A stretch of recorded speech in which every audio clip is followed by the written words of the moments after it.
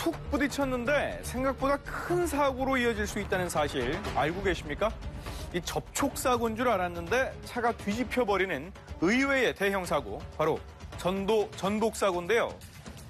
이 전도 전복사고들을 취재한 결과 사고를 유발하는 결정적인 원인을 찾을 수가 있었습니다. 과연 무엇일까요? 도로 위에서는 종종 영화보다 더 참혹한 현실이 펼쳐지곤 합니다. 부딪히자마자 차가 완전히 전복이 돼버리니까 엄청 놀랐죠. 안전할 거라 믿었던 자동차가 넘어지고 뒤집어지는 전복사고. 안전벨트를 안 했다면 아마 진행을 태어나갔을 것 같아요. 생과 사의 갈림길은 언제나 그렇듯 예고 없이 찾아오게 마련이죠.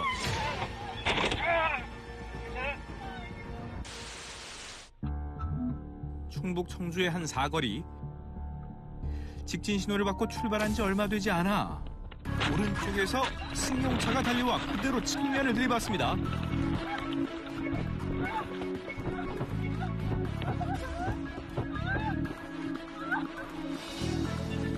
순식간에 일어난 전복사고.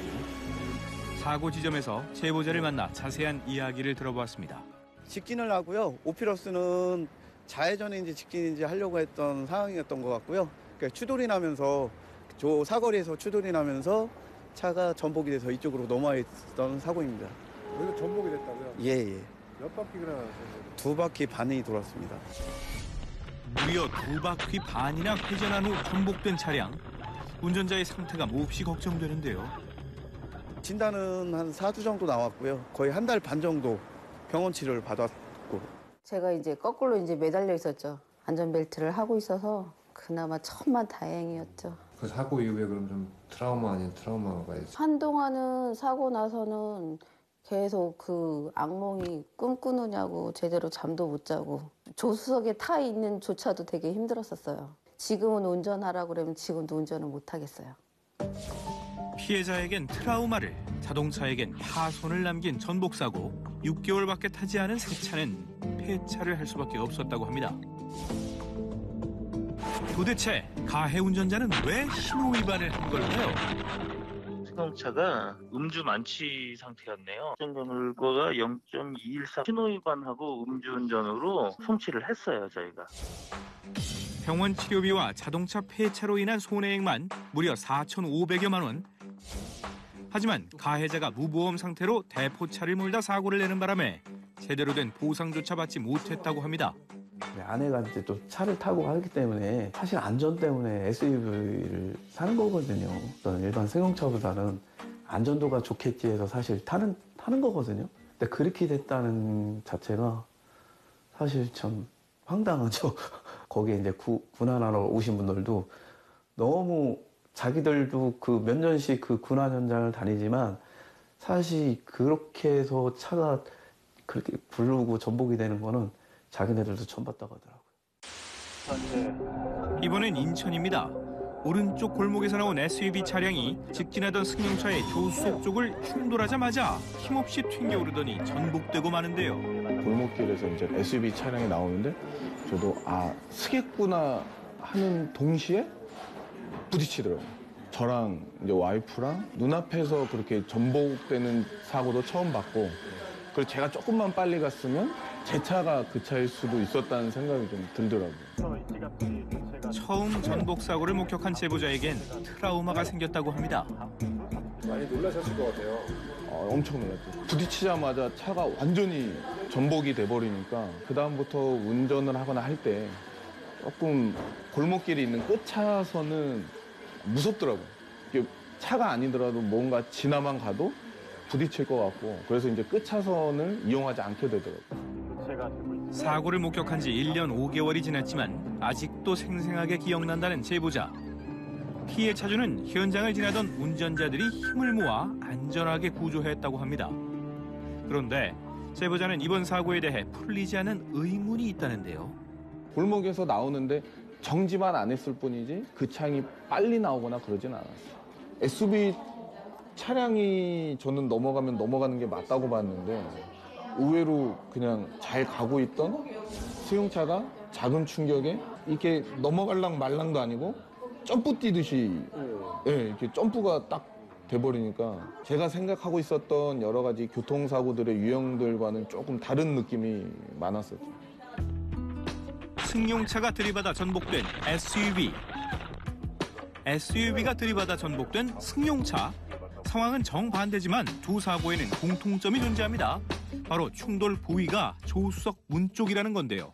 실질적으로 보면은 이게 뭐 무게중심이라는 게 한 점이기 때문에 한 점인데 이게 이제 앞뒤 방향으로 보면은 운전석에 앉아서 내부 실내에서 본다면 기어박스 위치가 무게중심 위치인데 밖에서 본다면 그냥 앞문짝 중간 정도. 그러니까 조수석 앞문짝도 마찬가지고 운전석 앞문짝도 마찬가지고요. 문짝의 중간 부분이 무게중심 부분이 되는 겁니다. 그래서 그 부분에 충격을 당하게 되면 아주 차가 쉽게 넘어질 가능성이 높아지는 거죠. 주행 중인 차는 서 있는 차에 비해 불안정할 수밖에 없습니다. 이런 상황에서 무게중심에 가까운 측면을 부딪히게 되면 작은 승용차가 큰 트럭을 전도시킬 수도 있다는 거지요.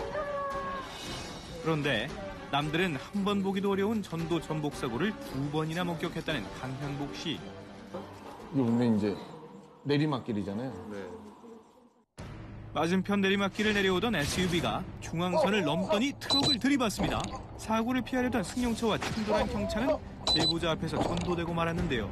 SUV가 이제 중앙선을 침범한 경우인데요. 이게 내리막길의 상황에서 속도가 전혀 줄지 않고 차들을 다 치고 지나갔는데 차가 이제 마지막 끝에 부딪힌 차가 경차인데 그 차도 이제 살살 부딪혔는데 그 차도 넘어갔더라고요. 넘어간 다음에 사실 탑승하신 차가 부딪힌 거죠? 그렇죠. 이제 그 넘어간 차가 저희 차 그 탑승한 차량 앞에 범퍼에 와서 부딪힌 거예요. 도로를 아수라장으로 만든 오중 충돌 사고의 원인은 무엇이었을까요? 그 중앙선을 침범하고 내리막길을 내려온 차량에 이제 운전하셨던 분이 이제 고령이시고 그때 운전하면서 기억을 잠깐 잃으셨다고 말씀을 하셔가지고 그래서 속도를 줄이지 않고 여러 대의 차량을 쭉 부딪히게 된 것 같아요.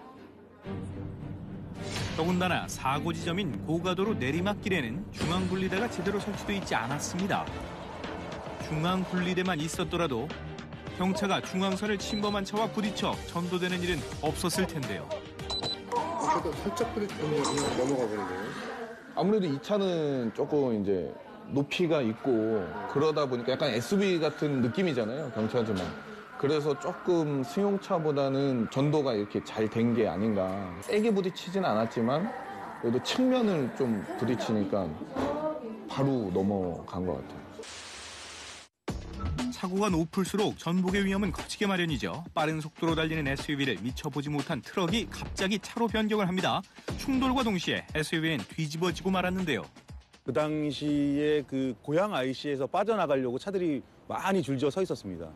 근데 그 차가 사고 차량을 접촉을 하고 나서 그 화물차가 옆에 서 있는 차들을 몇 대 추돌한 걸로 알고 있습니다. 트럭과 부딪혀 전복된 SUV가 사고 충격으로 밀려나가면서 다중 충돌까지 일으킨 건데요. 고속도로에서 종종 일어나는 차로 변경 사고, 하지만 모두 전복으로 이어지는 건 아니죠.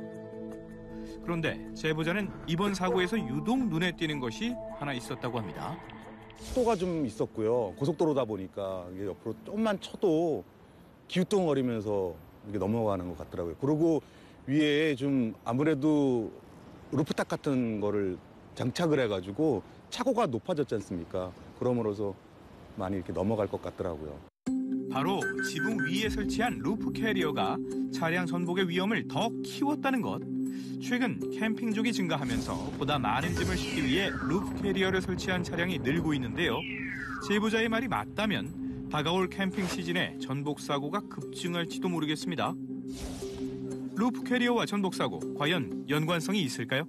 전복 위험성을 우리가 평가할 때 기본적으로 무게중심의 높이하고 차량의 그 윤곽거리의 폭을 이제 비교해가지고 정적 안전성을 보통 평가합니다. 보다 자세히 알아보기 위해 시뮬레이션을 해봤습니다. 고속도로에서 시속 100km로 달리는 차량의 무게중심이 0.5m일 경우 트럭의 충격을 받아도 휘청거리기만 합니다. 그런데 동일 조건에서 루프 캐리어를 올려 무게중심이 1m로 높아지자 트럭의 충격과 동시에 그대로 전복되고 마는데요. 루프 캐리어를 올리든 짐을 일반적으로 올리든 실은 이제 저항이 많이 걸리는 거잖아요. 저항도 많이 걸리면서 그쪽에 이제 적재물이 추가적으로 이제 올려진 상태니까 무게중심도 높고 저항도 많이 걸리고 그럼으로 인해서 뭐 어떤 선의 안정성이 상대적으로 떨어지게 되죠. 거북길이나 이런 데서는 거기에만큼 속도를 감속한다거나 이런 조치를 취하지 않으면 상당히 위험할 수 있습니다. 예. 전복 사고의 위험을 키우는 건 비단 높은 무게중심만이 아닙니다. 앞에 가던 트럭이 점점 오른쪽으로 이동하더니 타이어에 방호벽이 닿자마자 휘청거리는데요. 결국 공사장 아래로 추락하면서 전복되고 말았습니다. 대체 어떻게 된 일일까요? 그 앞차선이 그냥 잘 가고 있었어요, 그냥. 잘 가고 있다 갑자기 그냥 훌떡 뒤집어지는 거야, 차가. 갑자기. 그런데 블랙박스를 자세히 보면 전복된 트럭 밑에서 황급히 몸을 피하는 사람들이 보입니다. 모두 무사한 걸까요? 저희가 도착했을 때는 그분은 이제 빠져나왔죠. 흙이 있고 막 공사장이기 때문에 조금 적용을 한 것 같아요. 그래서 좀 덜 다치신 것 같고. 인부분들이 얼마나 다쳤는지. 크게 뭐 다치진 않았는데 뭐 어깨, 뭐 엉덩이, 옆구리 뭐 이렇게 통증 정도로만. 무려 4명의 부상자가 발생한 이 사고의 원인은 무엇이었을까요? 그냥 정상으로 갔으면 괜찮은데 졸었을 것 같아, 내가 보기에는. 다 왔으니까 그 사람들 거기에 5차선에서 이제 거기 내리는 구간이거든. 그거 조금만 더 가면은 다 왔다 생각해서 마음이 놓여서 그런지 졸은 건지 그걸 갖다 박은 거예요. 박으면서 바로 전복이 돼버린 거니까. 사고의 1차 원인은 졸음운전이지만 트럭의 타이어가 방호벽에 부딪히지 않았다면 차가 뒤집어지지는 않았을 겁니다. 때문에 공사장 부근을 지날 때는 더욱 긴장해야겠죠. 그런가 하면 정상 주행하는 운전자를 위협하는 도로 구조물도 있습니다. 앞서 달리던 차가 좌회전을 하자마자 힘없이 전복되는데요. 상황 수습을 위해서 정차하던 제보자는 어렵지 않게 사고 원인을 찾을 수 있었다고 합니다. 제가 서울 외곽순환도로 송파 IC 부근에서 이제 진입을 하고 있었는데 앞에 가던 차량이 이제 중앙분리대 쪽 진입로에 연석을 밟고 이제 갑자기 쿵 하면서 전복이 되더라고요. 좌회전하던 차량의 타이어가 중앙분리대로 설치해놓은 연석에 닿자마자 넘어갔다는 건데요. 연석의 존재를 알려주는 형광물질이나 표지판 등이 없어서 식별이 어려웠다고 하네요. 좌회전을 해야 하는 상황에서 그렇게 중앙분리대가 좀 낮은 식별이 잘 안 되는 연석으로 되어 있으면 쉽게 차량이 전복될 수도 있고 제가 그런 사고를 당할 수도 있었기 때문에 굉장히 좀 두려웠고. 블랙박스 영상을 본 교통사고 분석 전문가의 의견은 어떨까요? 이 도로 자체가 예각인 거예요. 안으로 이게 최대한 안으로 들어가니까 오른쪽으로 차체가 쏠려요. 숙여져요. 숙여지고 왼쪽이 들리는 상태로 이렇게 진행을 하거든요. 왼쪽이 약간 들리는 상태로 진행을 하는데 왼쪽 바퀴를 쳐주니까 왼쪽 바퀴가 이렇게 들려지는 현상이 나오는 거죠. 들려지면서 원심력이 이제 작용이 아주 최대로 확대가 되면서 바로 넘어질 수밖에 없는 그런 조건이 돼버린 거죠. 문제는 전복의 위험을 키우는 연석이 도로 곳곳에 도사리고 있다는 겁니다. 가장 대표적인 예가 바로 보도블록을 감싸고 있는 연석인데요. 회전하면서 여기에 걸리죠. 이 부분이 지금 걸리면은 회전하다가 이렇게 회전하면서 여기가 타고 넘어가니까 바로 이제 왼쪽으로 넘어가지기가 아주 쉬워지는 거죠. 실질적으로 이제 여기 들어갈 때 왼쪽으로 이미 기울어져 있는 상태에서 쳐주는 거니까 들어져 버리는 역할을 하기 때문에 그래서 이런 구간도 좀 위험한 구간이 해당이 되는 거죠. 대형 교차로에 주로 설치되어 있는 교통섬도 위험하기는 마찬가지. 때문에 교통 상황을 고려하지 않고 만든 일부 교통섬은 만들었다 철거하는 과정에서 세금만 낭비한다는 비난을 사기도 했죠. 지난 2016년에 발생한 차량 단독 사고 중 전도 전복 사고는 무려 4,854건, 사망자는 500명이나 됩니다. 자동차 전도 전복 사고는 자칫 다중 충돌 사고나 화재로 이어질 수 있어 일반 교통사고에 비해 치사율이 높다고 알려져 있는데요. 따라서 사고가 났을 경우 골든타임 안에 무사히 탈출하는 게 관건입니다. 턱이 전복이 됐을 경우에는 제일 중요한 것이 유리깨는 망치를 가지고 있는 것이 가장 중요합니다. 뒤집어져 있는 경우에는 이 문짝이 영향을 받아서 문이 열리지 않는 경우도 있거든요. 유리를 깨고 탈출을 해줘야 되는 이런 수순을 거쳐야 되는데 문제는 차량에 화재가 생겼을 경우에는 골든타임이 짧아지기 때문에 이 절차를 빨리 짧게 해줘야 되고요. 다른 탑승자도 빨리 구조를 해주는 게 중요하다고 볼 수가 있습니다. 비상망치는 운전석에서 손을 뻗으면 닿는 곳에 둬야 하는데요. 안전벨트를 잘라야 하는 경우를 대비해 가위가 내장돼 있는 게 좋습니다. 문제는 대부분의 자동차에 썬팅이 된 강화 유리가 장착돼 있어 망치가 있어도 깨기 쉽지 않다는 건데요. 이럴 때 보다 수월하게 유리를 깰 수 있는 방법이 있다고 합니다. 근데 유리를 가격할 때 불안전 상태에서는 힘을 주기도 힘든데 보통 가운데 가격은 잘 안 깨집니다. 가운데가. 이거는 버스도 마찬가지예요. 그래서 주로 모서리 부위인데 이런 부위죠. 여기에서 한 5cm, 10cm 떨어진 이런 부위. 이런 모서리 부위 있죠. 이렇게 해주게 되면 유리가 잘 깨진다는 거죠. 근데 이제 이런 공간은 협소하기 때문에 혹시 바깥에서 사람이 구할 때도 사람을 끄집어내기가 어려워요. 따라서 큰 장소가 어디냐면 앞유리 쪽인데 이 앞유리는 일반 접합유리이기 때문에 가장 단단한 유리를 의무적으로 씁니다. 그런 측면에서 앞유리보다도 뒷유리가 훨씬 더 깨고 넓은 공간이기 때문에 사람을 끄집어내서 탈출시키기가 가장 용이하다고 볼 수가 있습니다. 언제 어디서 일어날지 모르는 자동차 전도 전복 사고 때문에 우리는 가까스로 큰 사고를 피한 제보자들의 이야기에 귀를 기울일 필요가 있습니다.